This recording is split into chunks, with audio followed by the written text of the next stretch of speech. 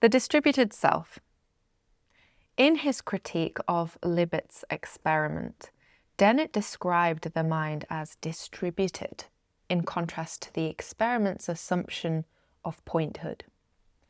This concept, shared by, among others, anthropologist Marilyn Strathern's work on the individual or partable person, Pierre Bourdieu's concept of habitus, and Slavica Rankwich's work on oral traditions and distributed authorship, presents a model of the self that simultaneously locates it in the spontaneous, intimately embodied present and in the habits and formulas of an unfolding history composed of many bodies and other objects.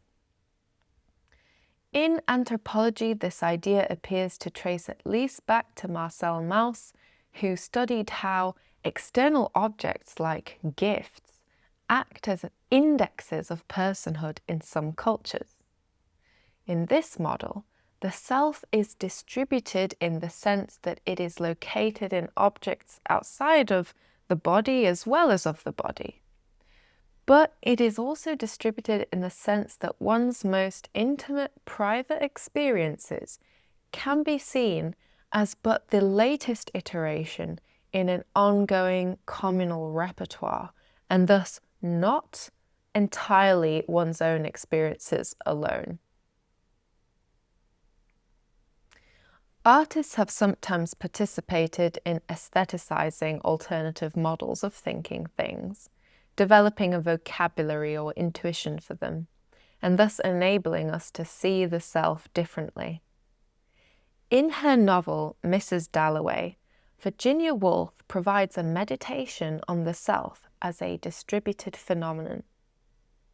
So this is a little excerpt from this wonderful novel, and it's a moment where the protagonist, Clarissa Dalloway, is sitting on a bus traveling through central London, and she's having a kind of philosophical reflection about who she is and the existential or ontological status of her selfhood.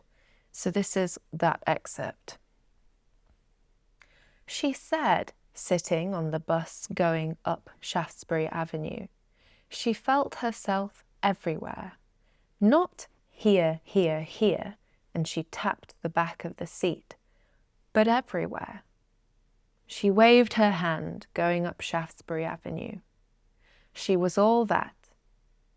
So that to know her, or anyone, one must seek out the people who completed them, even the places. Odd affinities she had with people she had never spoken to, some woman in the street, some man behind a counter, even trees or barns. It ended in a transcendental theory which, with her horror of death, allowed her to believe, or say that she believed for all her skepticism, that since our apparitions, the part of us which appears, are so momentary compared with the other, the unseen part of us, which spreads wide, the unseen might survive, be recovered somehow attached to this person or that, or even haunting certain places after death. Perhaps.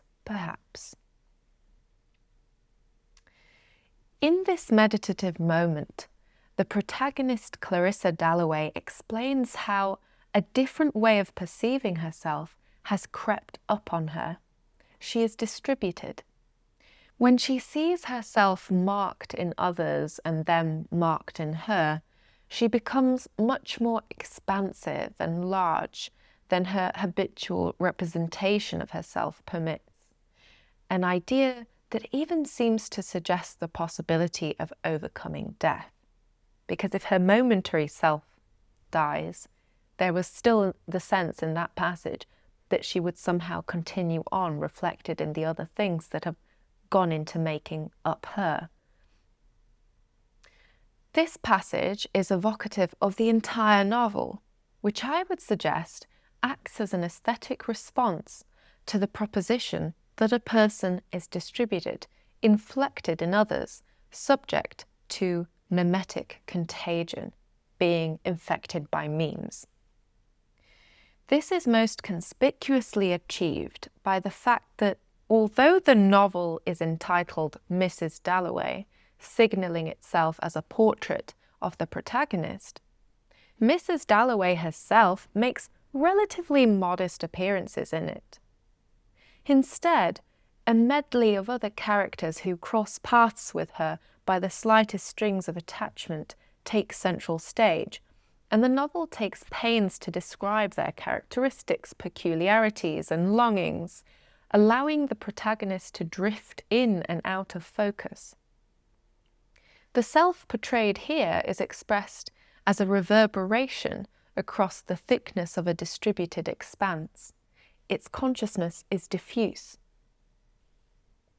The model of the distributed person foregrounds an anxiety which has perhaps always lived with humans, namely, that without the centralization afforded by pointhood, no part of a self is able to see the whole simultaneously, and that parts of us remain hidden from ourselves at all times. However, it provides a promising alternative to the infinite regress of pointhood and stimulates our model of thinking things to include the social milieu, which seems to play a vital role in instantiating them. As I will show in Chapter 5, through the performance practice I came to think differently about loneliness, just as Woolf's Mrs Dalloway came to think differently about death during her reflection on the distributedness of self. Just as death might not be so final if the boundaries between the individual and the communal are not seen as so definite, neither is loneliness so total when one finds oneself alone.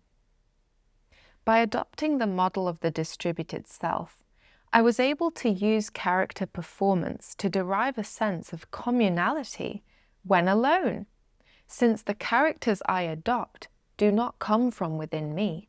They are products of a communal repertoire, and that community speaks to me through the medium of character.